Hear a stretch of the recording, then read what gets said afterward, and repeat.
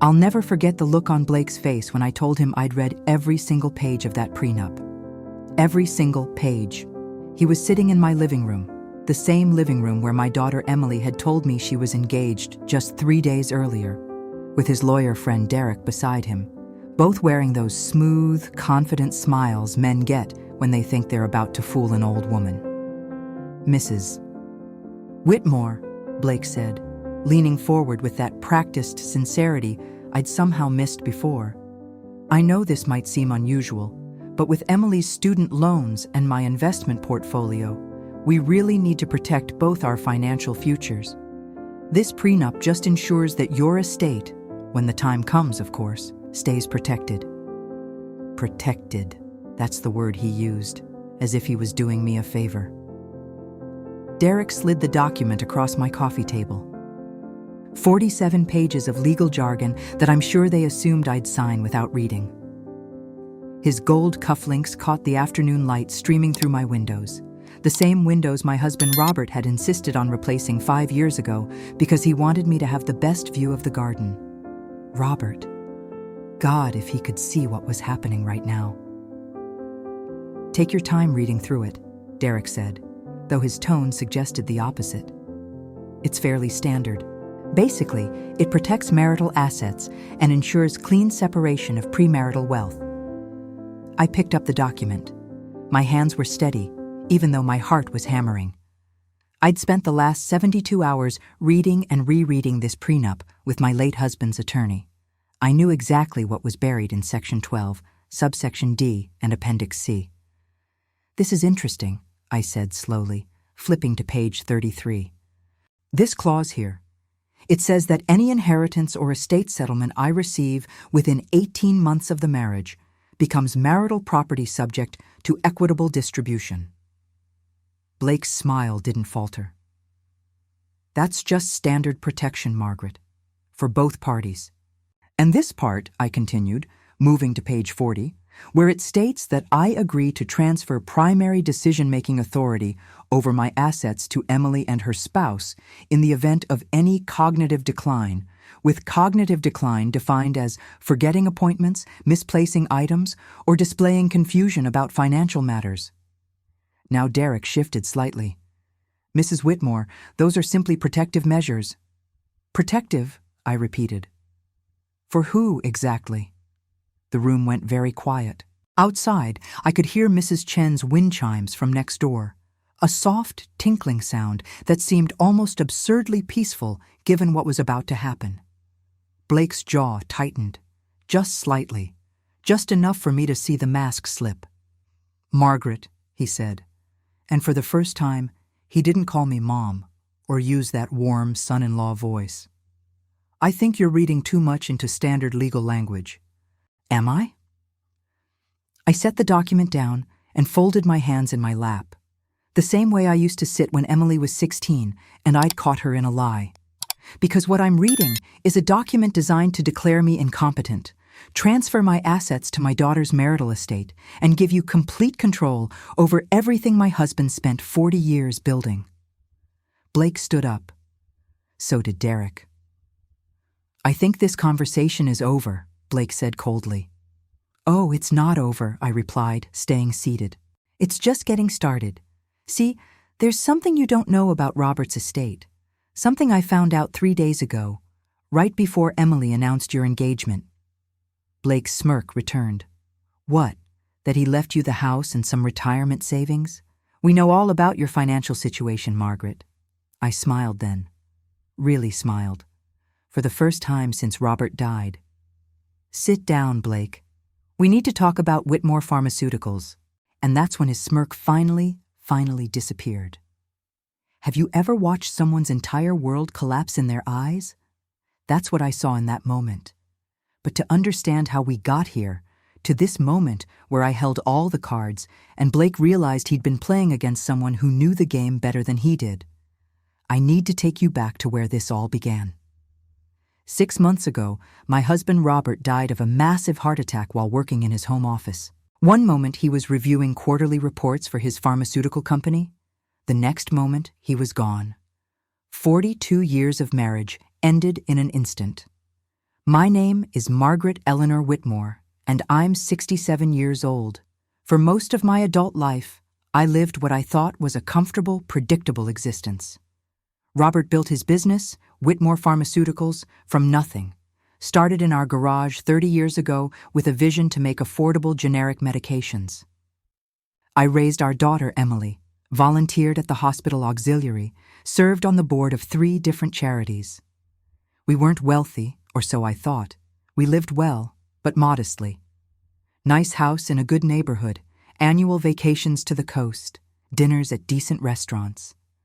Robert always said we should live within our means, no matter how the business was doing.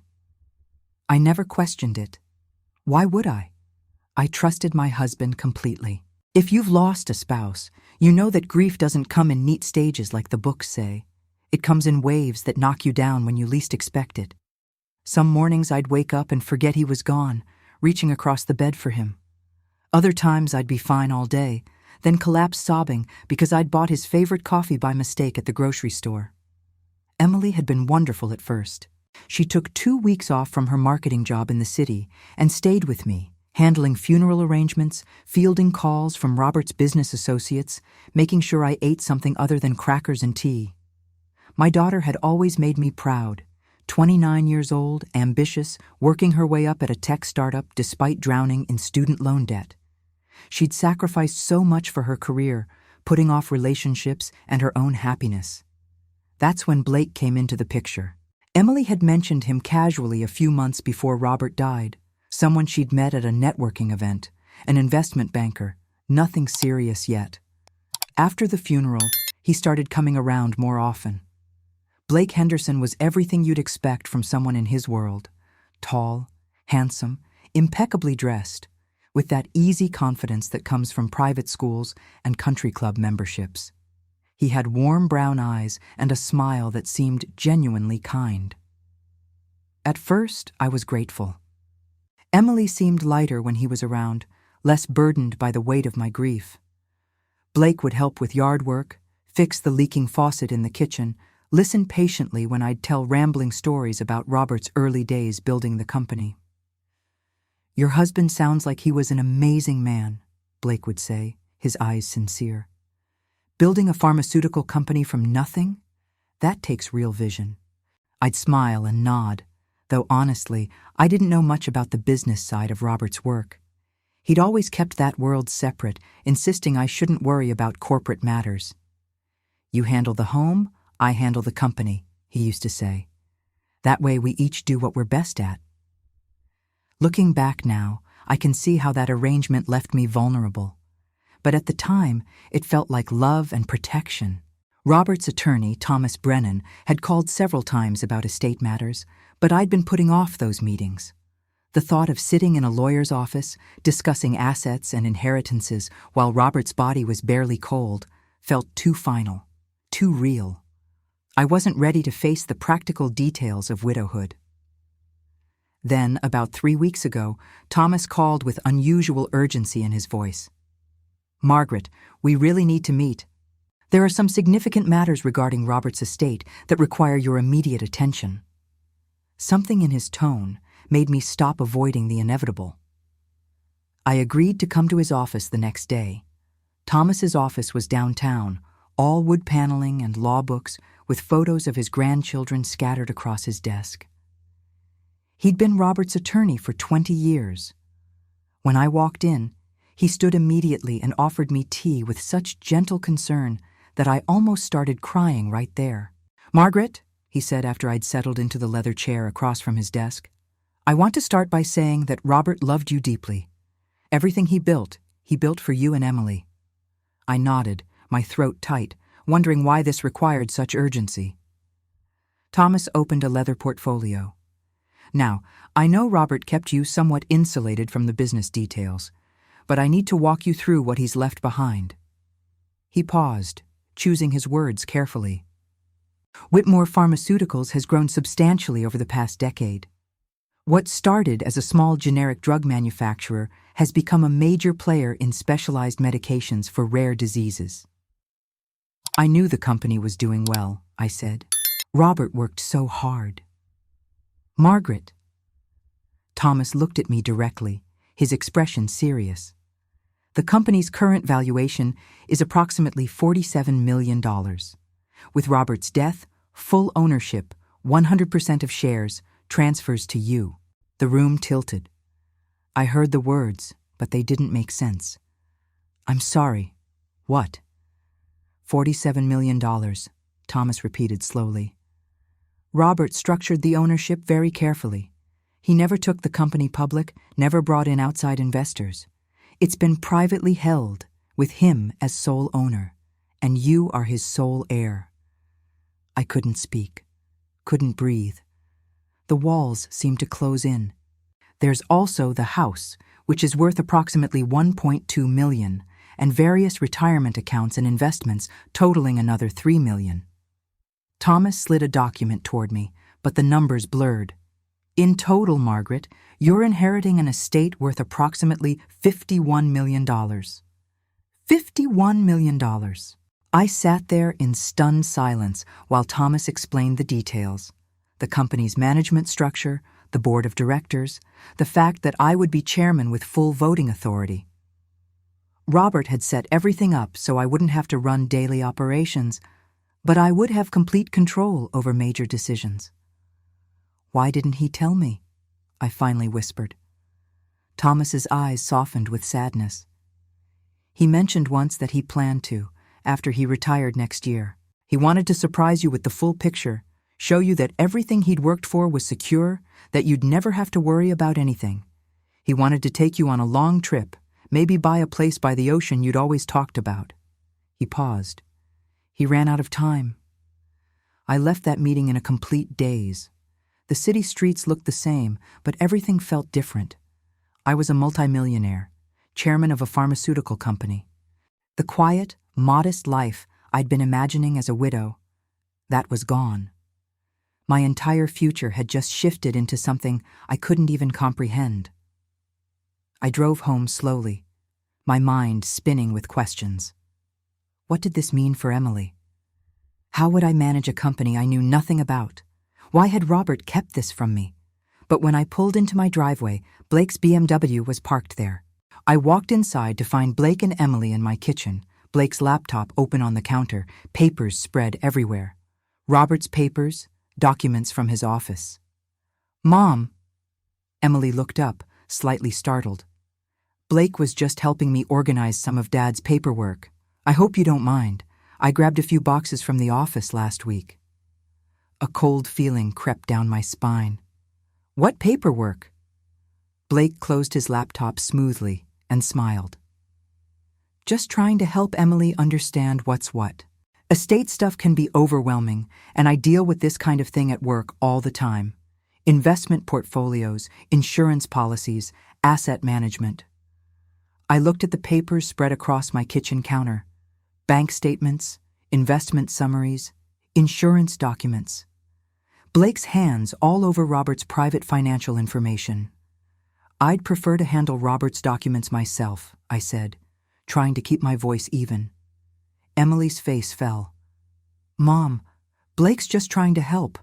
You've been so overwhelmed. I'm fine, I interrupted more sharply than I intended. Really, I just met with Thomas, and everything's under control. Blake's eyes sharpened with sudden interest. Thomas Brennan, the estate attorney? Yes. And? How did it go? His tone was casual, but something in his expression felt predatory. I made a split-second decision, an instinct I couldn't explain. It went fine. Nothing unexpected. The house, some retirement savings, Robert's life insurance. I'll be comfortable. Blake nodded slowly, but I caught something in his eyes. Disappointment? Calculation? That's good. Robert was a smart man. I'm sure he left everything in order. Then Emily's face lit up with that forced brightness I'd been seeing more often lately. Actually, Mom, we have some exciting news. That's when she showed me the ring. Blake had proposed. They were engaged. Wedding planned for fall. Wasn't it wonderful? I hugged my daughter and congratulated Blake, all the right words coming out of my mouth while a cold knot formed in my stomach. The timing felt wrong. The quick engagement, Blake's interest in Robert's paperwork, his careful questions about the estate meeting. After they left, I stood in my kitchen and really looked at those papers Blake had been going through. They were all financial documents, statements showing account balances, investment portfolios, insurance policy details. Nothing about the pharmaceutical company, but plenty about our personal wealth. Blake had been inventorying my assets, and I hadn't told him about the $47 million sitting in a company he didn't know existed. For the first time since Robert's death, I felt something besides grief, something sharp and cold and unfamiliar. I felt suspicious. That night, I couldn't sleep. I kept thinking about Blake's questions, his interest in the estate timeline, the way he'd positioned himself as helpful while going through private documents. I thought about the sudden proposal, just days after I'd met with Thomas. I thought about Emily's forced cheerfulness, like she was performing happiness rather than feeling it. Maybe I was being paranoid. Maybe grief was making me see threats where there were none. But Robert had always told me to trust my instincts. "You're smarter than you think, Margaret," he used to say. "Pay attention to what your gut tells you." My gut was screaming that something was very, very wrong. Over the next 48 hours, I started paying attention. Really paying attention. Blake had always been attentive, but now I noticed it was the wrong kind of attentive. He wasn't asking how I was feeling or if I needed emotional support. He was asking about timelines, procedures, legal processes. "When will the estate be fully settled?" he asked casually over dinner 2 nights after the engagement, twirling his wine glass. "How long does probate usually take in cases like this?" he wondered, while helping me clean out Robert's closet, his hands moving too quickly through my husband's belongings. "Have you thought about what you'll do with this house? It's so big for one person," he mentioned, while Emily showed me wedding venue options on her iPad. Emily didn't notice. She was floating on engagement bliss, talking about fall colors and flower arrangements, showing me Pinterest boards of centerpieces. My beautiful, brilliant daughter, so sharp in business meetings, completely blind when it came to matters of the heart. I'd seen this pattern before. When Emily was 17, she dated a boy who systematically stole cash from her purse, $20 at a time. She defended him for months, making excuses until I'd shown her security camera footage catching him red-handed. Even then, she'd wanted to believe his lies about needing the money for his sick mother. Emily had inherited her father's intelligence and my trusting nature. Usually, that combination was beautiful. Right now, it terrified me. I needed information. Real information, not just my paranoid suspicions. That's when I turned to my neighbor, Grace Chen. Grace had moved in next door 8 years ago, another widow, though she'd lost her husband much younger than I'd lost Robert. We'd bonded over gardening and book club, discovering we both loved murder mysteries and true crime documentaries. What I hadn't realized until recently was that Grace's sharp mind came from decades working as a forensic accountant before retirement. She'd spent 30 years tracking money trails for law enforcement and corporate fraud investigations. I invited her over for coffee on a Tuesday morning when I knew Emily and Blake would be at work.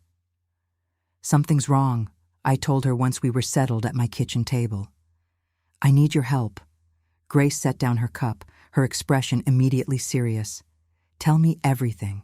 I explained it all, the hidden inheritance I'd just discovered, Blake's sudden proposal 3 days later, his interest in Robert's financial paperwork, the questions about estate settlement timelines, the strange timing of everything.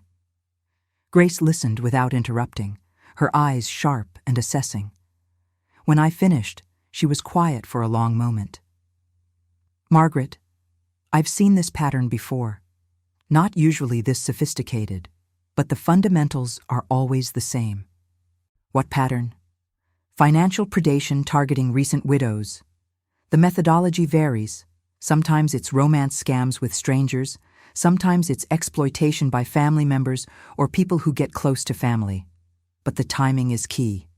They always move fast, before you're emotionally stable enough to think clearly, before you have time to establish new support systems or financial protections. My stomach dropped. But Emily loves him. This isn't some stranger running a con.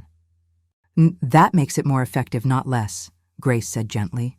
Using a genuine relationship as cover is the smartest play. Your daughter isn't in on it. She's a tool, an access point. She pulled out her phone. What's Blake's full name and where does he work? Blake Henderson. He works at Meridian Investment Banking downtown. Grace's fingers flew across her phone screen, pulling up LinkedIn, Facebook, professional databases I didn't know existed. After several minutes, her expression darkened. Margaret, did Emily know Blake before your husband died? They met about 3 months before Robert's heart attack, at some networking event. Why? Grace turned her phone toward me, showing Blake's LinkedIn profile. Because according to this, Blake's employment status changed 7 months ago. He departed from Meridian Investment Banking. The timing matches almost exactly with when he met Emily. I felt cold all over. Departed, in quotes. That's corporate speak for fired. People use departed or transitioned when they don't want to admit they were terminated. Grace kept scrolling through his social media. And look at this. Lots of photos at casinos, poker tournaments, crypto investment forums. His Facebook check-ins show regular trips to Atlantic City and Vegas over the past 2 years. Emily mentioned he does investment work. For himself, maybe, with his own money that he's clearly losing. But not for a legitimate firm. Grace looked at me seriously. Margaret, I have a friend who still works in financial investigation for the FBI. She's retired from active duty, but does private consulting. Would you be comfortable if I made some very discreet inquiries? I thought of Emily, so happy, planning her wedding. I thought of Robert, who'd worked 40 years to build something that would protect us. I thought of Blake's hands on our private financial documents, his calculated questions. Yes, I said. Find out everything.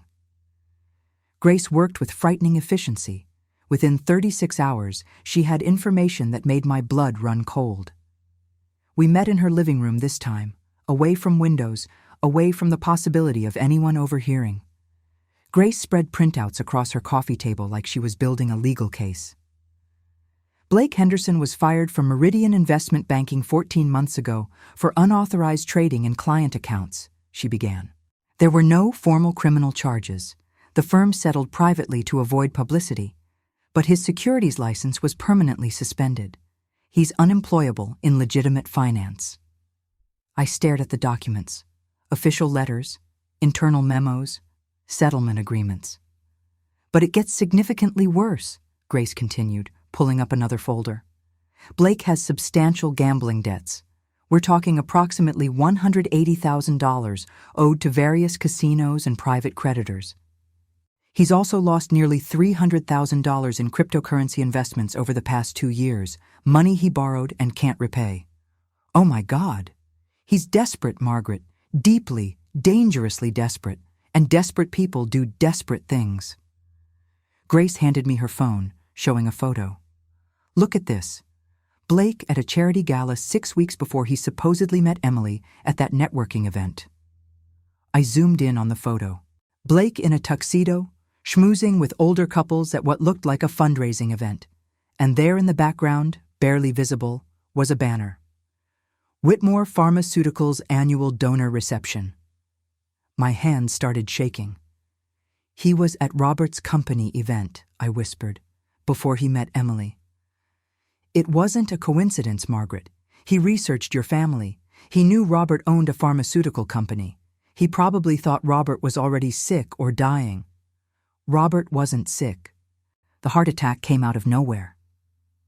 Blake might not have known that. Or maybe he was just playing a long game, establishing connections, waiting for an opportunity. Either way, he targeted your daughter specifically to get access to your family's wealth. Grace's expression was grim. This wasn't love at first sight. This was calculated predation. I felt physically ill. This man had looked at my grieving daughter and seen a paycheck, had courted her, proposed to her, all as part of a scheme to steal money from her dead father's estate. I have to tell Emily. Grace caught my arm. She won't believe you, not without overwhelming proof. And even with proof, love makes people defensive, makes them double down on bad choices. If you confront her now, she'll think you're being an overprotective mother who can't accept her happiness. She'll choose him, Margaret. And then he'll have even more reason to isolate her from you. So what do I do? Just watch him manipulate my daughter? No, you gather more evidence. Undeniable, overwhelming evidence, and you protect your assets immediately before Blake makes his move. Grace squeezed my hand. Call Thomas Brennan. Tell him everything. Set up legal protections right now, today, before Blake figures out what you know. I called Thomas from Grace's house. Within 2 hours, I was in his office, spreading Grace's findings across his conference table. Thomas listened to everything, his expression growing progressively darker. When I finished, he sat back in his chair and rubbed his temples. Margaret, this is extremely serious. If Blake somehow manipulates Emily into pressuring you to transfer assets or grant him financial power of attorney, can that actually happen? If he marries Emily, he gains legal standing as family. And if he can establish that you're cognitively impaired or being manipulated by outside parties, he could petition for conservatorship through Emily. Thomas pulled documents up on his computer. We need to set up irrevocable trusts immediately, move the pharmaceutical company assets into protected corporate structures, establish verification protocols that require your explicit approval with independent legal oversight for any major financial decisions. Will that be enough to stop him? It's a start. But Margaret, there's something else you need to know. Thomas pulled out a folder I hadn't seen before. I received this 3 days ago. A formal request for information about Robert's estate from an attorney named Derek Patterson. He claimed to be representing family interests and wanted detailed information about the scope and timeline of the estate settlement. My mouth went dry. Who is Derek Patterson? I looked him up. He's Blake's college roommate from Princeton and his current law partner. They run a small firm together that specializes in estate litigation and elder law.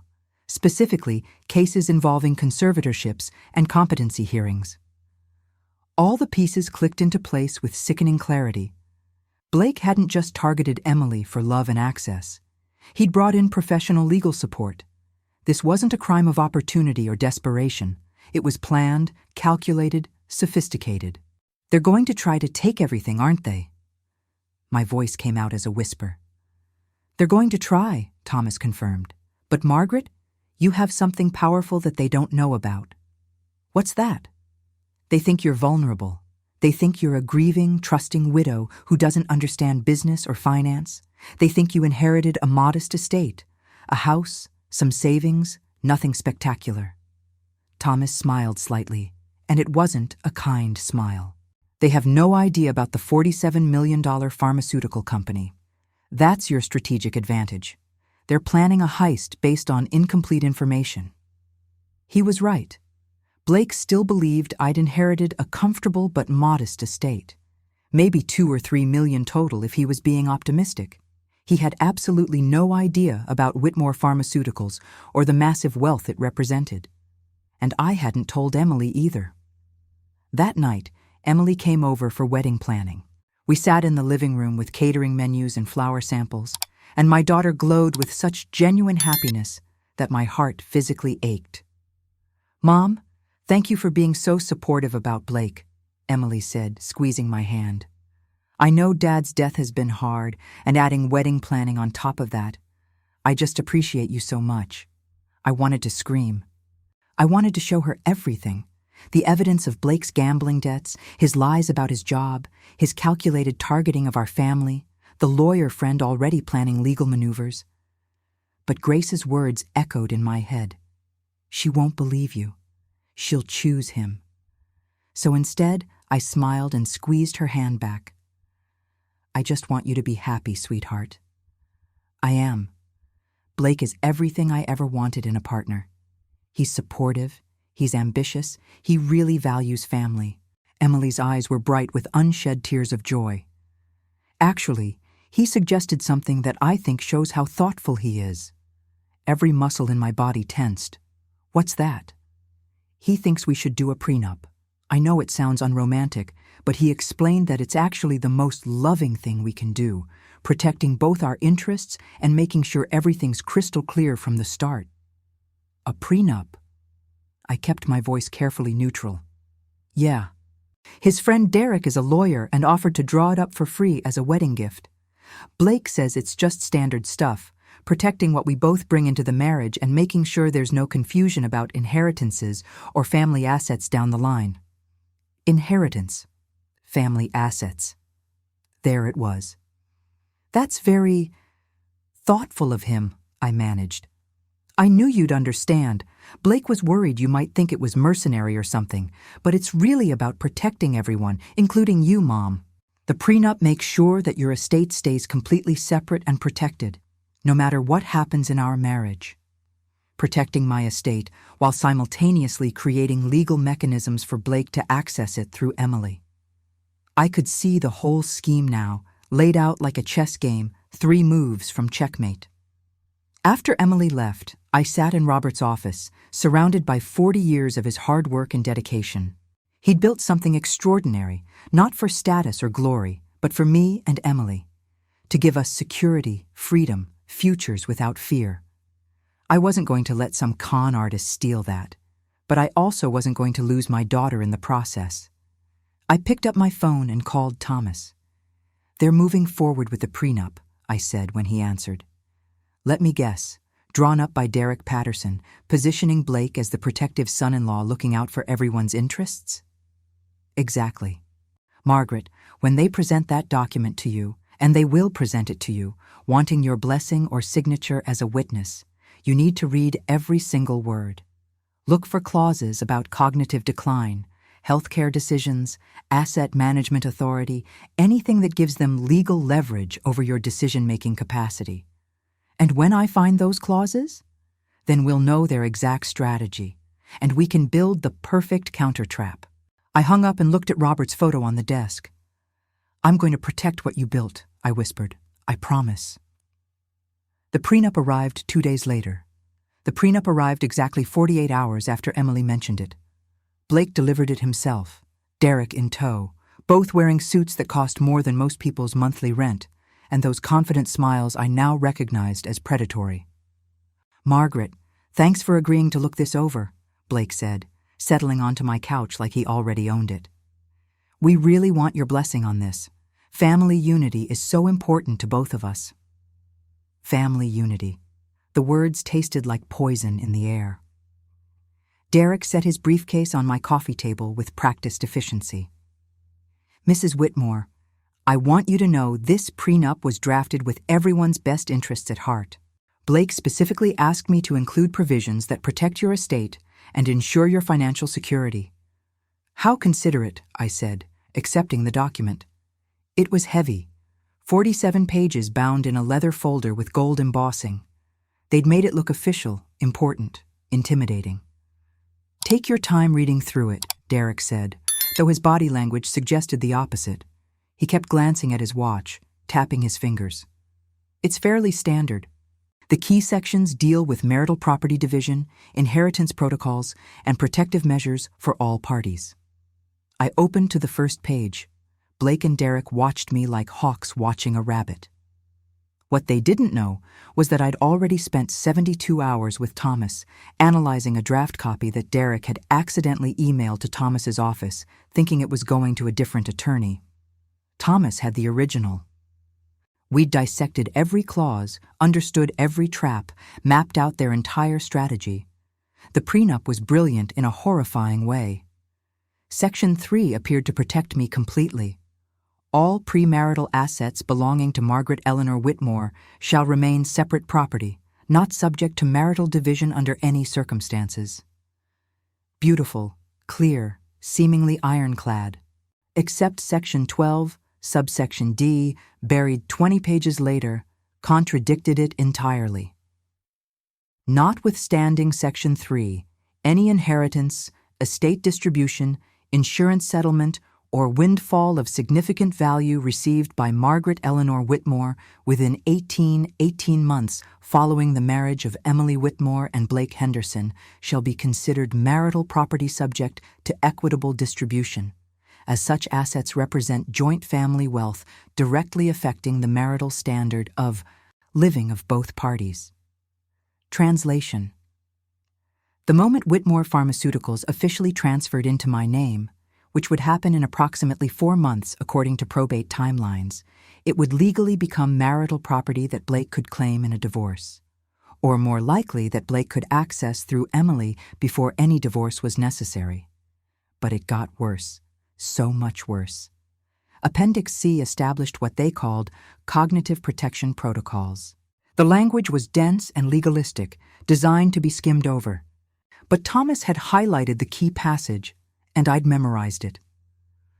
In the event that Margaret Eleanor Whitmore displays symptoms of cognitive decline, including but not limited to forgetting scheduled appointments, misplacing valuable items, displaying confusion regarding financial matters, making impulsive decisions contrary to professional advice, or demonstrating significant changes in judgment or decision-making capacity, Emily Whitmore Henderson and Blake Henderson shall automatically assume temporary power of attorney over all financial assets and healthcare decisions until such time as independent medical evaluation determines full cognitive restoration.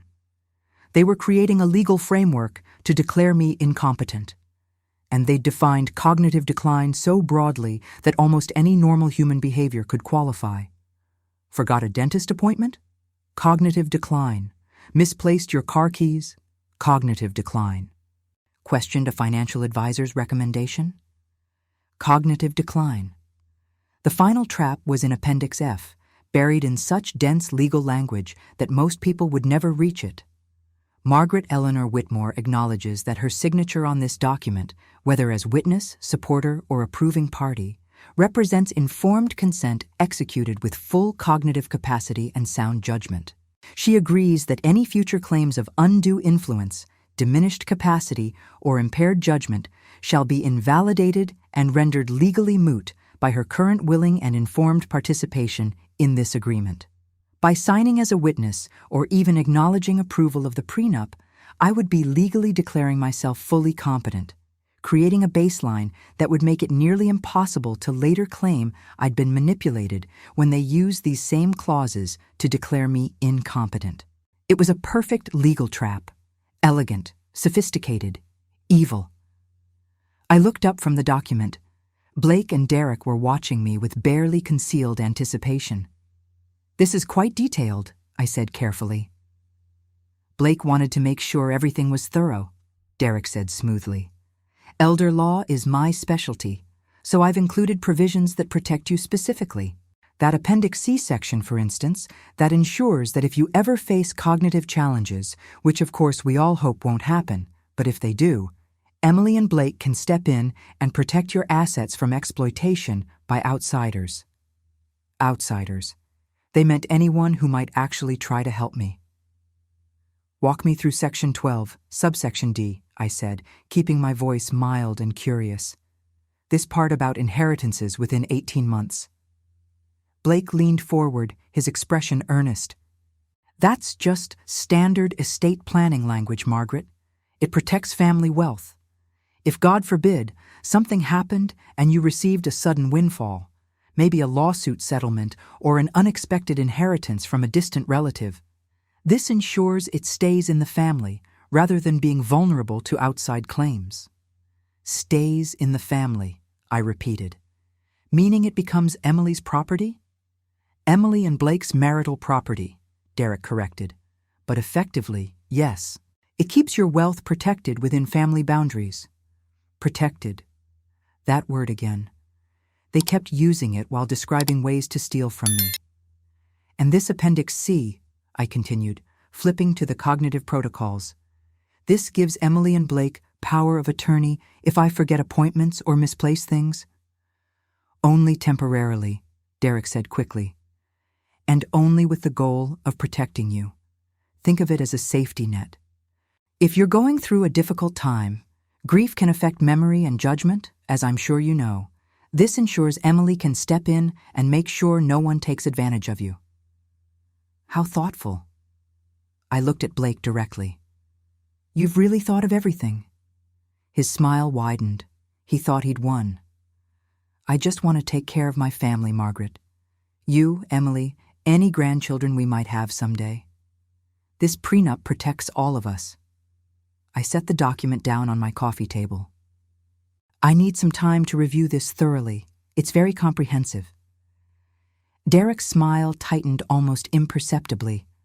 "Of course, though I should mention, we'd like to file this with the county clerk before the end of the month for optimal timing with the wedding planning, just administrative logistics.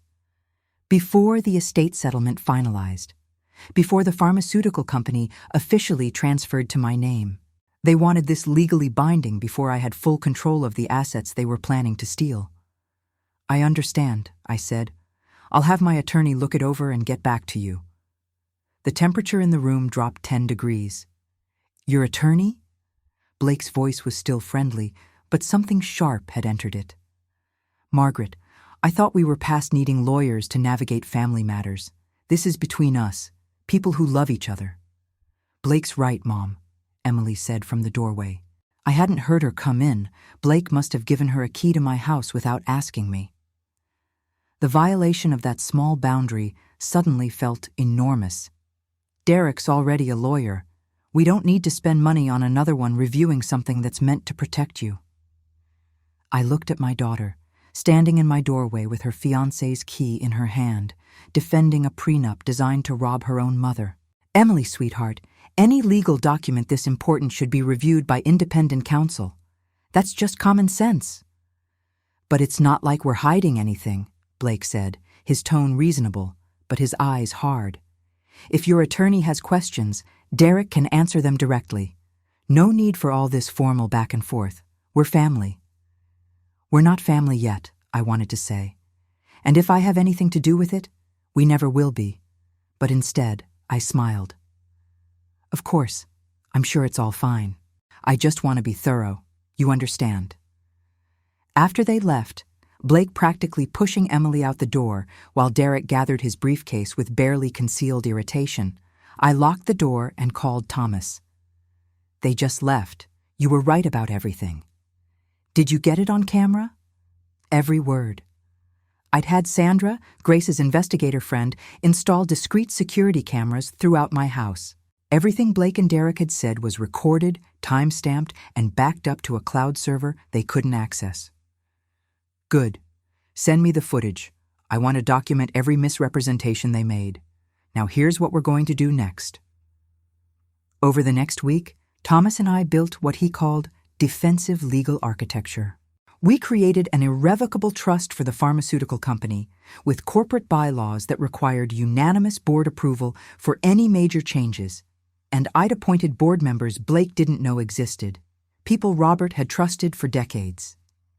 We set up financial protocols requiring my personal appearance with 3 forms of identification for any account changes over $5,000. We filed advance healthcare directives specifying exactly who could and couldn't make medical decisions for me. We created a competency baseline with 3 different doctors, establishing my perfect cognitive function. We were building a fortress around everything Robert had left me. But we also set a trap. "The key," Thomas explained, "is letting them make the first aggressive move. We need Blake to show his hand completely before we reveal what we know. Right now, he thinks he's being clever. We need him to feel so confident that he gets sloppy." Sandra provided more ammunition. She dug deeper into Blake's background and found something that changed everything. "Margaret, Blake's gambling debts are worse than we initially thought," she told me over coffee at a diner 30 miles from my house, far from anywhere we might be seen. "He doesn't owe $180,000. He owes closer to $400,000 with some debts to very dangerous people." She showed me photos printed from casino records, loan documents, threatening letters from creditors. One letter made my blood run cold. "Final notice. Payment of $127,000 due by December 15th or face consequences beyond legal action." These aren't the kind of creditors who file lawsuits, Sandra said quietly. These are the kind who send people to break kneecaps. Blake isn't just desperate for money. He's in actual physical danger. Your family's wealth isn't just his escape plan. It might literally be his survival plan. That changed my understanding of everything. Blake wasn't just greedy, he was terrified, which made him exponentially more dangerous. There's one more thing, Sandra said, pulling out another folder. I found a woman named Patricia Cortez in Arizona. 4 years ago, Blake attempted this exact same scheme with her. She was 58, recently widowed, inherited a chain of automotive repair shops worth about $6 million. Blake got close to her daughter, proposed, tried to access the inheritance through legal maneuvering nearly identical to what he's doing now. What happened? Patricia figured it out, filed a police report, but then she dropped all charges and paid Blake approximately $200,000. She paid him? His creditors scared her. She decided it was safer to pay Blake off than fight him and risk violence. She signed an NDA, moved to a different state, and rebuilt her life. Sandra looked at me seriously. Margaret, this is Blake's pattern. This is how he operates. You're not his first victim. You're just the biggest target he's found so far. That night, I barely slept. I kept thinking about Patricia Cortez, scared enough to pay off her daughter's fiancé rather than fight. I thought about Emily, blissfully unaware that her future husband was a professional con artist. I thought about Robert, who'd worked so hard to build something meaningful. I made a decision. I wasn't going to be Patricia Cortez. I wasn't going to pay Blake off or quietly disappear. I was going to expose him completely, protect my daughter from his manipulation, and make sure he faced real consequences. But first, I needed him to believe he was winning. I called Blake the next morning. I've reviewed the prenup with my attorney, I said, putting a slight tremor in my voice. He says everything looks standard. I'm comfortable signing as a witness to support you and Emily. The relief in Blake's voice was palpable. Margaret, that means so much to us. Family unity is everything. There's just one thing, I said. My attorney suggested I should update my own will at the same time, just to make sure everything's coordinated properly. Estate planning logistics. That's smart thinking, Blake said, but I could hear the calculation in his voice. Do you need any help with that? Derek specializes in estate planning. That's kind of you to offer. I paused for effect. Actually, I wanted to discuss something with you and Emily about the full scope of Robert's estate. Silence. Then, what do you mean? Maybe we should talk in person. There are some things about Robert's business I haven't mentioned. Things you should know before the wedding. Of course, Blake said, his voice carefully controlled. When? How about this weekend? We could have dinner, all three of us. There's something important I need to tell you both. After I hung up, I sat in Robert's office and looked at his photo. He's going to walk right into it, I whispered, just like you taught me. Give them enough rope and they'll hang themselves. The trap was set. Now I just had to wait for Blake to spring it. The dinner was set for Saturday evening at 7 o'clock. I spent the entire week preparing, not the meal, but the performance. Thomas helped me choreograph every detail. You need to appear slightly confused, maybe a bit overwhelmed, he coached me in his office. Make Blake think you're vulnerable enough to manipulate, but competent enough that your signature will hold up legally. It's a delicate balance. Grace helped me practice my lines. Don't oversell it, she advised.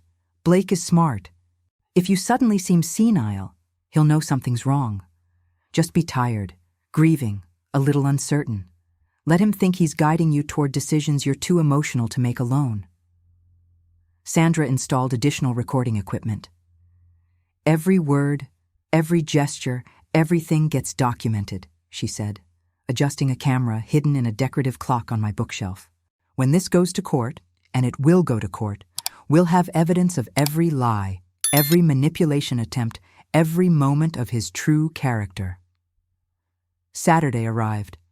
I'd made Robert's favorite pot roast, the recipe I'd cooked 1,000 times over 42 years of marriage. The house smelled like comfort and nostalgia. I set the dining room table with our good china, wedding gifts from 4 decades ago. Emily arrived first, alone, carrying flowers. "Mom, you didn't have to go to all this trouble," she said, kissing my cheek. But I saw the tension in her shoulders, the way her eyes darted around looking for something out of place. "It's no trouble, sweetheart. I wanted to have a nice family dinner." I arranged her flowers in a vase, my hands deliberately trembling just slightly. "Where's Blake?" "He's parking. He'll be right in." Emily hesitated. "Mom, Blake mentioned you wanted to talk about Dad's business? About the estate?" "Yes," I said, keeping my voice soft, a bit uncertain. "There are some things I haven't told you, things I should have mentioned sooner, but I've been so overwhelmed with everything." Blake walked in then, carrying an expensive bottle of wine that I knew he couldn't afford. More debt he was accumulating, more pressure driving him to desperate measures. "Margaret," he said warmly, kissing me on the cheek like we were already family. His cologne was overpowering, trying too hard, covering up the smell of fear and desperation. "Thank you for inviting us. Emily's been worried about you." "Worried?" I let my voice quaver slightly. "Just that you're handling so much alone," Emily said quickly. "The estate, the house, all of Dad's business affairs. Blake and I want to help however we can." We sat down to dinner. I served the pot roast with slightly unsteady hands, spilling a bit of gravy on the tablecloth. Blake's eyes tracked the spill with barely concealed interest, evidence of declining motor control, potential cognitive issues. "So, Margaret," Blake said after a few bites, his tone carefully casual, "Emily mentioned you wanted to discuss Robert's estate? Has something come up with the probate?" I set down my fork and folded my hands in my lap. "I haven't been entirely honest with you both about what Robert left behind." Emily's face filled with concern. "Mom, what do you mean?" "When I met with Thomas a few weeks ago, he told me some things about Robert's company that I didn't understand at first, things Robert never told me." I paused, letting my voice catch slightly. "I think I've been in denial about how complicated this all is." Blake leaned forward, his expression sympathetic predator. "What kind of things?" "Whitmore Pharmaceuticals. I knew Robert had a company, obviously, but I thought it was small. A modest business that did okay." I looked down at my plate. Thomas showed me paperwork, valuations, corporate structures. I don't understand most of it. "How big are we talking?" Blake asked, trying to keep his voice level but failing to hide his intensity. I let the silence stretch, appearing to struggle with the information. "Thomas said the company is worth something like $47 million. But that can't be right. That's an enormous number. I think maybe Thomas made a mistake, or maybe I misunderstood him." The air in the room changed. It was like watching a shark scent blood in the water. $47 million, Blake repeated slowly. "Margaret, that's substantial." "But I don't know anything about running a company," I said, my voice rising slightly with manufactured panic. "I don't understand board meetings or quarterly reports or any of it. Thomas keeps trying to explain, but it's so complicated. I just want to sell it, take the money, simplify everything. But Thomas says I can't make any major decisions until the estate is fully settled, and that could take months." Emily reached across the table and squeezed my hand. "Mom, it's okay. We can help you figure this out." "That's exactly what I wanted to talk to you about," I said. The prenup Blake and Derek prepared. I read the section about family assets and inheritance. "Maybe it would be better if I just transferred everything to you now, Emily, before the wedding. Then you and Blake could manage it together, and I wouldn't have to worry about making mistakes." Blake's eyes lit up like Christmas morning.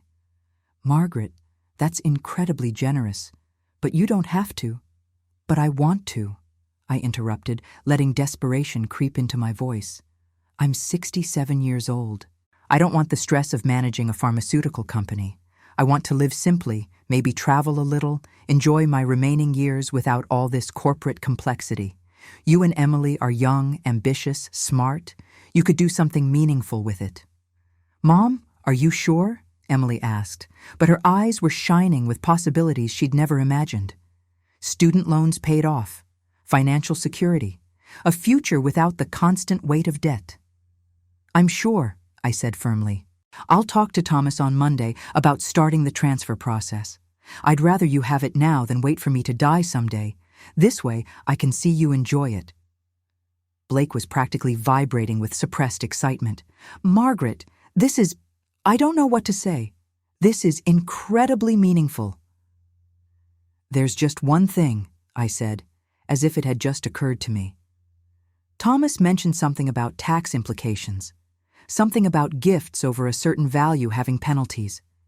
I didn't fully understand it, but he said we'd need to structure the transfer carefully to avoid problems with the IRS." "Derek can handle that," Blake said immediately. "Estate tax law is one of his specialties. We could probably have the paperwork ready by next week." "Really? That fast?" I made myself sound relieved and slightly confused. "That would be wonderful. I just want this settled."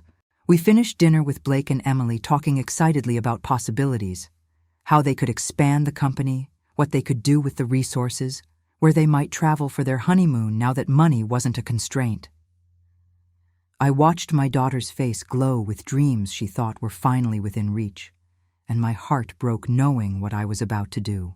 After they left, Blake practically floating out the door, already on his phone, presumably calling Derek, I sat in my dining room and waited.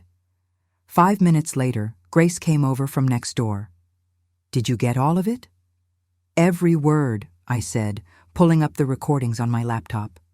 Blake's face filled the screen, his expression transforming from sympathetic concern to barely concealed greed as I described the pharmaceutical company's value.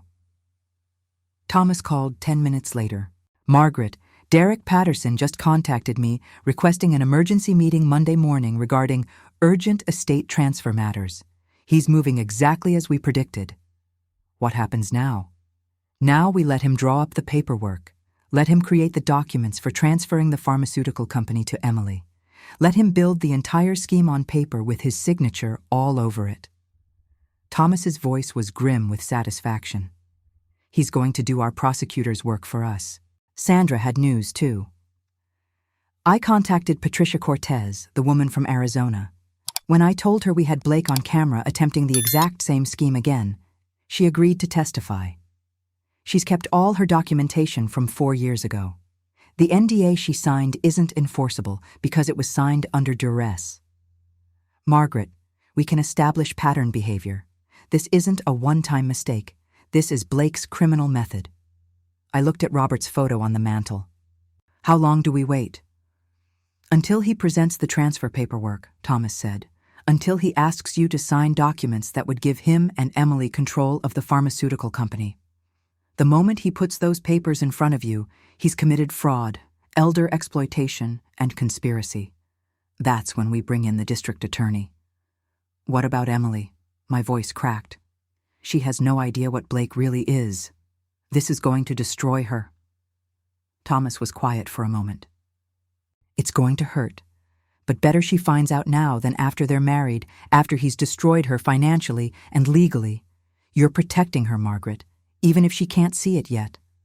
That night, I couldn't sleep. I kept thinking about the look on Emily's face at dinner, the hope, the relief, the dreams of a better future. I thought about the moment she'd realized Blake had manipulated her, used her love as a weapon against her own mother. But I also thought about Patricia Cortez, scared into silence 4 years ago. I thought about how many other women Blake might have targeted, might target in the future if someone didn't stop him. And I thought about Robert, building something meaningful for 40 years, trusting me to protect it. Monday morning, Derek called. "Mrs. Whitmore, I've prepared preliminary documents for the asset transfer we discussed. Could we meet this afternoon? I'd like to walk you through the paperwork." "Of course," I said, putting just the right amount of relieved confusion in my voice. "Should Emily and Blake be there?" "That would be ideal. This affects the whole family." I hung up and immediately called Thomas. "It's happening, this afternoon at 2 o'clock. I'll contact the district attorney, Thomas said. Margaret, are you ready for this? I looked around the house Robert and I had built a life in. I thought about Emily, about to have her heart broken. I thought about Blake, about to face consequences he'd evaded for years. I'm ready, I said. The trap was about to spring shut. They arrived at 2 o'clock exactly. Blake, Emily, and Derek, all dressed like they were attending a corporate board meeting instead of robbing an elderly widow. Blake carried a leather portfolio. Derek had his signature briefcase. Emily clutched her purse with white knuckles, nervous excitement radiating from her. I'd set the dining room table again, the same table where we'd had dinner Saturday night. But this time, Thomas sat beside me, his own briefcase open, documents arranged with precise intention.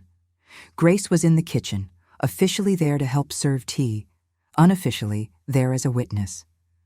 Blake's confident smile faltered slightly when he saw Thomas. Margaret, I didn't realize your attorney would be joining us. This is really just a family discussion. Any transfer of assets this significant requires legal oversight, Thomas said calmly. I'm here to protect Mrs. Whitmore's interests and ensure all documentation is proper. Derek's eyes narrowed, but he recovered quickly. Of course, professional courtesy. I appreciate your diligence, Mr. Brennan. They sat down across from us. The table felt like a battlefield. So, Blake began, opening his portfolio, Margaret expressed interest in transferring ownership of Whitmore Pharmaceuticals to Emily as an early inheritance. We've drawn up the preliminary paperwork to facilitate that transfer in the most tax-advantaged way possible. He slid a stack of documents across the table. I let my hand tremble slightly as I reached for them. Thomas picked them up first, scanning through pages with the practiced eye of someone who'd seen every legal trick in the book. His expression remained neutral, but I saw his jaw tighten. This is interesting, Thomas said quietly. These documents don't transfer ownership to Emily alone. They establish joint ownership between Emily and Blake Henderson, with Blake holding majority voting rights in all corporate decisions. Emily looked confused. Blake, I thought you said... That's standard for married couples, Derek interrupted smoothly. Especially given that Blake has extensive experience in financial management and corporate operations. This structure protects Emily's interests while ensuring someone with expertise can guide major decisions. Except they're not married yet, Thomas pointed out. And these documents are dated for execution immediately, not after the wedding. Timing is crucial for tax purposes, Derek said. The estate settlement creates a narrow window for optimal transfer protocols. Thomas set the documents down. These also include a provision giving Blake Henderson power of attorney over all of Margaret's remaining assets should she be deemed unable to manage her affairs. That's buried on page 37, incidentally. The room went very quiet. That's a standard protective measure, Derek said, but his voice had an edge now. In case Mrs. Whitmore experiences cognitive decline. I'm sitting right here, I said softly, and my cognitive function is perfect. Blake leaned forward, his expression sympathetic, but his eyes hard. Margaret, no one's saying you're declining now, but you said yourself you felt overwhelmed. This just protects you if things become too difficult to manage. Protects me, I repeated. Or protects you. Emily's head swiveled between us, confusion turning to unease. Mom, what's going on? I took a deep breath. This was the moment. Everything I'd planned, everything I'd prepared, came down to the next few minutes. Emily, sweetheart, there's something you need to know about Blake. Blake's expression hardened. Margaret, I really think... I know everything, I said, my voice steady now, all pretense of confusion gone. I know you were fired from Meridian Investment Banking for fraud. I know you owe $400,000 in gambling debts. I know you targeted our family specifically, attending Robert's charity events weeks before you accidentally met Emily. Emily's face went white. What are you talking about? Thomas pulled out a folder and began placing documents on the table, one by one. Employment termination notice from Meridian Investment Banking, casino debt collection notices, loan default warnings, and this. He placed a photograph on the table. Blake at a Whitmore Pharmaceuticals fundraiser 6 weeks before he claims to have met Emily. This is ridiculous, Blake said, standing up. You hired some private investigator to dig up dirt on me because you can't accept that Emily's happy. This is exactly the kind of paranoid behavior that proves you need help managing your affairs. Sit down, Blake, I said quietly. Something in my voice made him pause. I also know about Patricia Cortez, I continued, the widow in Arizona whose daughter you proposed to 4 years ago. The $6 million inheritance you tried to access with almost identical legal tactics. The $200,000 she paid you to go away. Derek's face had gone pale. Those allegations are covered by a non-disclosure agreement. An NDA signed under duress isn't legally enforceable, Thomas said. Ms. Cortez has agreed to testify. She kept all her documentation. Emily was staring at Blake with an expression I'd never seen on her face, horror mixed with dawning comprehension. Blake, tell them this isn't true. Tell them they're wrong. Blake opened his mouth, but before he could speak, Thomas played a recording. Blake's voice filled the room from Saturday's dinner. 47 million. Margaret, that's substantial. Then my voice, manufactured and confused. Maybe it would be better if I just transferred everything to you now, Emily. And Blake's response, barely containing his greed.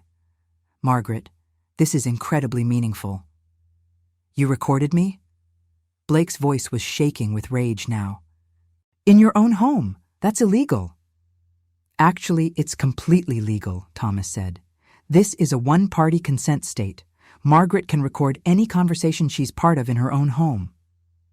I stood up and walked to the bookshelf, pulling out another folder I'd prepared. This is the prenup Derek drafted, the one with clauses designed to declare me incompetent so you could seize control of my assets.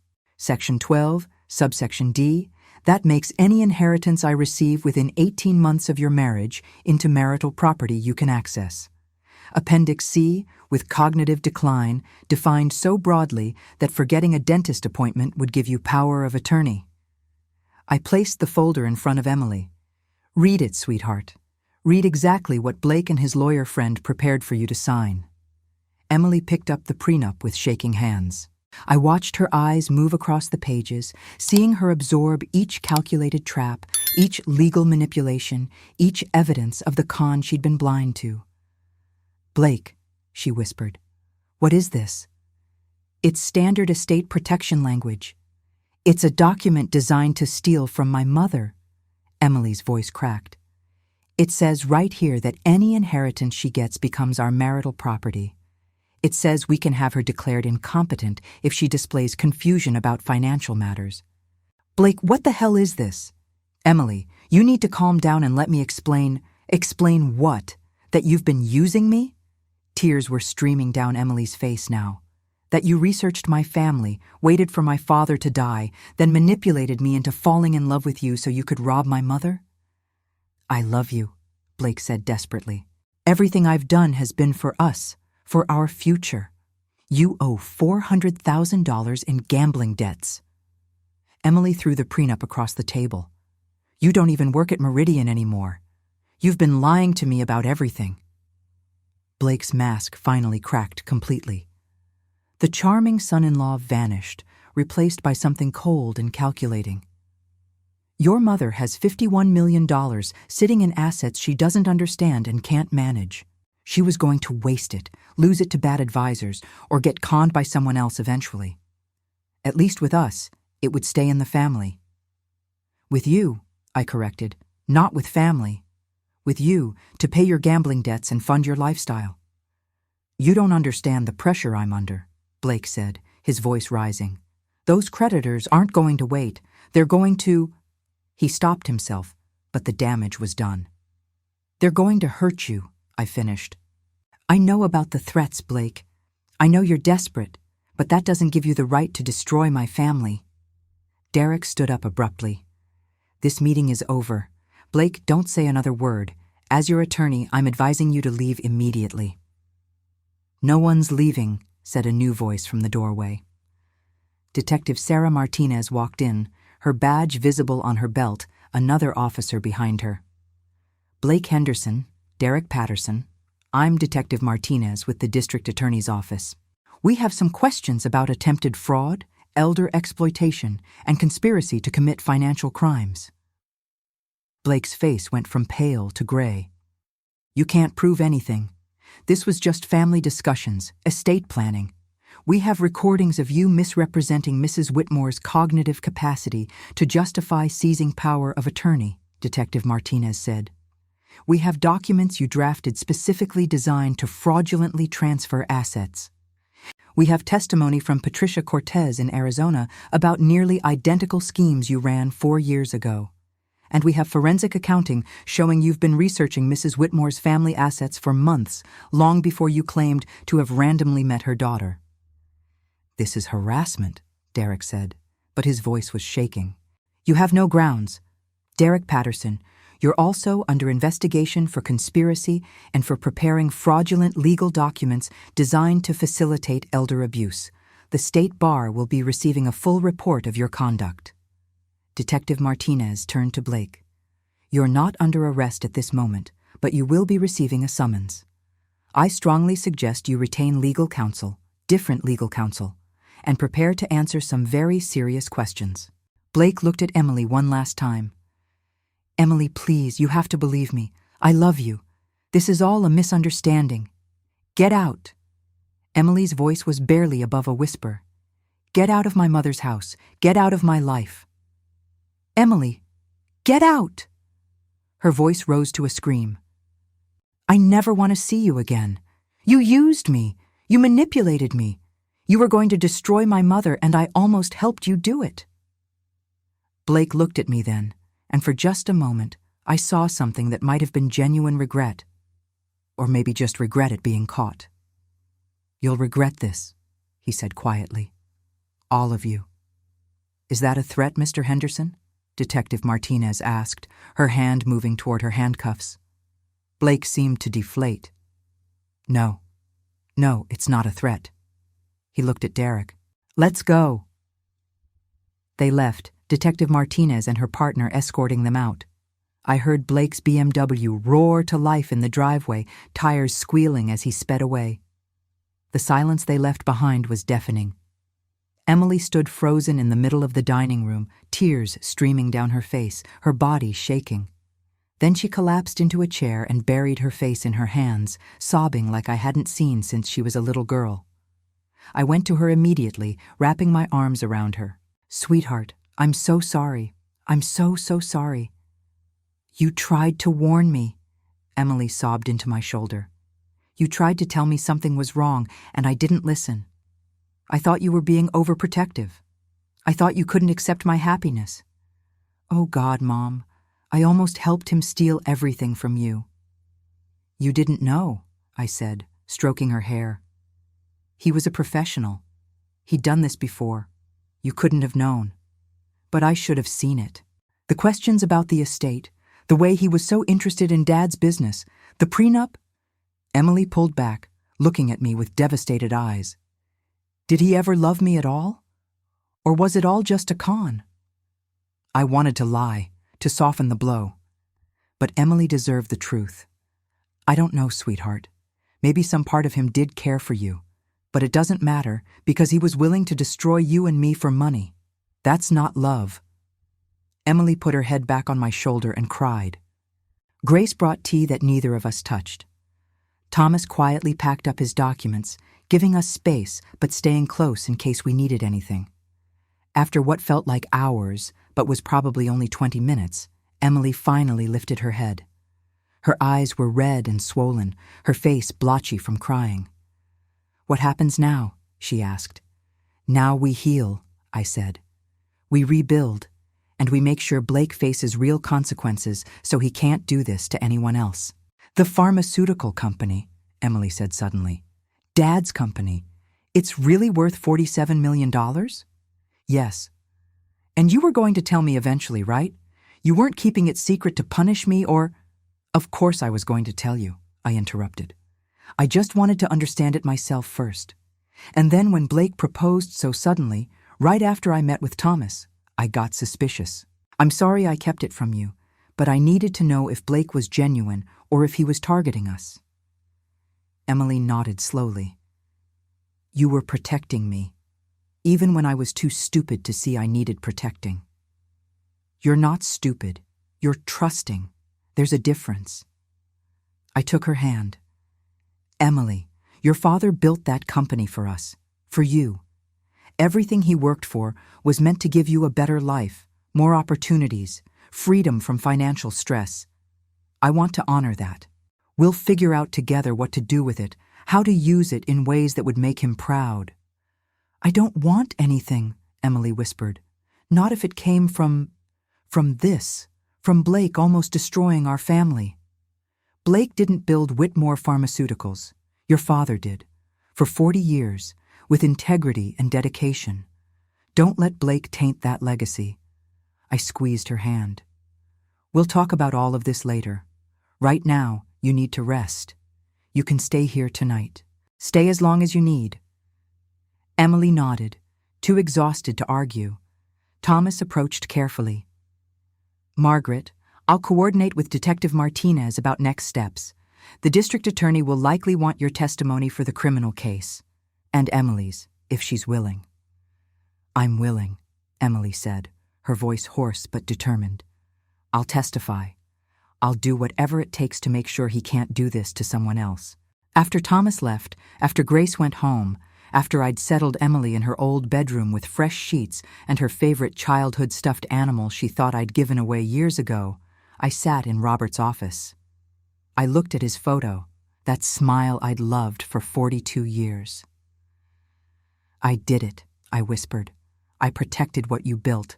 I protected our daughter. It hurt her, and that kills me, but she's safe now. We're both safe. The house settled around me, creaking in familiar ways. Outside, the last light of day was fading. Tomorrow would bring new challenges, legal proceedings, media attention perhaps, the long process of Emily's healing. But tonight, I'd won. Blake Henderson had tried to destroy my family and steal everything Robert had worked for, and I'd stopped him. 3 months later, I stood in a courtroom watching Blake Henderson receive his sentence. The judge, a stern woman in her 60s named Patricia Hernandez, looked down at Blake with an expression of pure disgust.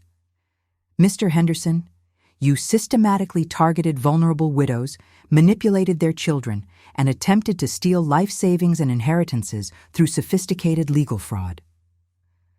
This court finds your actions particularly egregious because you exploited grief and family bonds for personal gain. Blake stood with his court-appointed attorney, looking nothing like the confident, charming man who'd sat in my living room months ago. He'd lost weight. His expensive suits had been replaced by a cheap gray one that hung poorly on his frame. The creditors he'd been so desperate to escape had apparently found him anyway. I'd heard through Thomas that Blake had filed for bankruptcy 2 weeks after our confrontation. For the crimes of attempted fraud, conspiracy to commit elder abuse, and identity theft, Judge Hernandez continued, I sentence you to 4 years in state prison, followed by 5 years probation.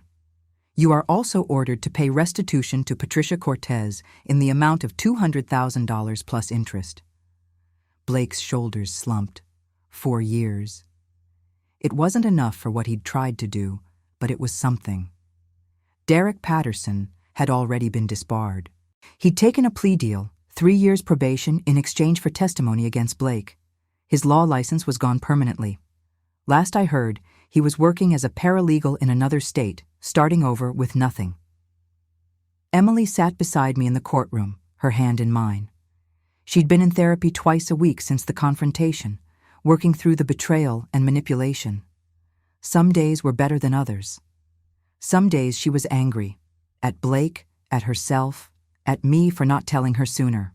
Other days she was just sad, grieving the relationship and future she thought she had. But she was healing, slowly, but healing. After the sentencing, we walked out of the courthouse into bright autumn sunshine. The air smelled like fallen leaves and possibility. How do you feel? I asked Emily.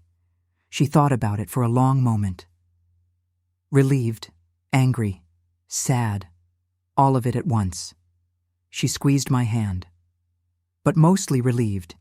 He can't hurt anyone else for a while. We drove back to my house, not the big house where everything had happened, but a new one I'd bought 2 months ago. Something smaller, cozier, by the water, where Robert had always wanted to live. The pharmaceutical company was still mine, still running successfully under the management team Robert had built. But I'd moved the painful memories to a different address. Emily had moved in with me temporarily while she figured out her next steps. She'd quit her marketing job. Too many memories of Blake picking her up after work, too many colleagues asking awkward questions. She was taking time to breathe, to heal, to decide what she really wanted. That evening, we sat on my new back porch watching the sun set over the water. Grace came over with homemade soup. She'd become a regular fixture in our lives, more family than neighbor now. I talked to Patricia Cortez yesterday, I told them. She called to thank me for pushing forward with the prosecution. She said she'd been carrying guilt for years about not stopping Blake when she had the chance. It wasn't her fault, Emily said quietly. She was scared. I understand that now. She's starting a foundation, I continued, to help other elder abuse victims, provide legal resources, education about financial predation. She asked if I'd be interested in contributing. Grace smiled. Are you? I thought about Robert, about the 40 years he'd spent building something meaningful, about the legacy he'd left me, not just money, but the responsibility to use it well. Yes, I said. I think I am. In fact, I've been thinking about expanding it, using some of the pharmaceutical company's profits to fund research and advocacy around elder exploitation. Make something good come from this nightmare. Emily looked at me with pride in her eyes. Dad would love that. There's something else, I said, turning to Emily. I've been talking to the management team at Whitmore Pharmaceuticals. They've been very patient teaching me about the business, but honestly, I don't have Robert's passion for it. I'm 67 years old, Emily. I want to spend my remaining years doing things I love, not learning corporate management. Emily's expression grew cautious. Mom, what are you saying? I'm saying that company was always meant to be yours eventually. Not now, not all at once, but I want you to get involved. Learn the business, work with the management team. When you're ready, when you've healed and found your footing again, I want you to take it over. Mom, I don't know anything about pharmaceuticals. Neither did Robert when he started. Neither did I when I inherited it. But you're smart, ambitious, and you have integrity. That's what matters. I took her hand. I'm not asking you to decide today. I'm just saying the door is open. When you're ready, if you're ready. Emily's eyes filled with tears, the good kind this time. Thank you for trusting me again, after I was so stupid. You weren't stupid, I interrupted firmly. You were deceived by someone skilled at deception. There's a difference. And sweetheart, I never stopped trusting you. Not for 1 second. We sat in comfortable silence as the sun dipped below the horizon, painting the water in shades of gold and pink. Grace raised her wine glass. To strong women who protect their own. To second chances, Emily added. To Robert, I said softly, who gave us everything we needed, including each other. We clinked glasses and drank as stars began appearing in the darkening sky. That night, after Grace went home and Emily retreated to her room, I sat in my new office, smaller than Robert's old one, but filled with his books and photos and the essence of our life together. I pulled out my journal and wrote, I'm 67 years old and I've learned something important. Strength isn't about never being fooled or hurt. It's about what you do when you realize you're in danger. It's about protecting the people you love, even when they don't understand why. It's about turning pain into purpose. Robert built something beautiful with Whitmore Pharmaceuticals. Blake tried to steal it and destroy our family in the process. But he failed. And now that company will fund causes that matter, protecting other widows, supporting Emily's future, creating good in the world. I miss Robert every single day. But I'm not afraid anymore. I'm not vulnerable. I'm not the confused widow Blake thought he could manipulate. I'm Margaret Eleanor Whitmore. I'm a survivor, I'm a fighter, and I'm just getting started. I closed the journal and looked at Robert's photo on my desk. I kept my promise, I whispered. I protected what you built, and I'm going to make sure it does something meaningful with it, something that would make you proud. In the quiet of my new home, with my daughter safe down the hall and justice finally served, I felt something I hadn't felt since Robert died. Peace. Have you ever been through something that nearly destroyed you, only to come out stronger on the other side? That's where I am now. Not unscathed. I have scars, and so does Emily. But we're here. We're safe. We're healing. And to anyone out there who's facing manipulation or betrayal from people who claim to love you, trust your instincts. Protect yourself. Don't be afraid to ask for help. You're stronger than you think. If this story touched you, if you've experienced something similar, I'd love to hear about it in the comments. Share your story. You never know who needs to hear that they're not alone. And remember, it's never too late to fight back. It's never too late to protect what matters. It's never too late to choose yourself. I'm Margaret Eleanor Whitmore. I'm 67 years old, and I'm proof that underestimating an older woman is the biggest mistake you can make. Thank you for listening to my story. If you found it helpful or inspiring, please like and subscribe. Your support means more than you know.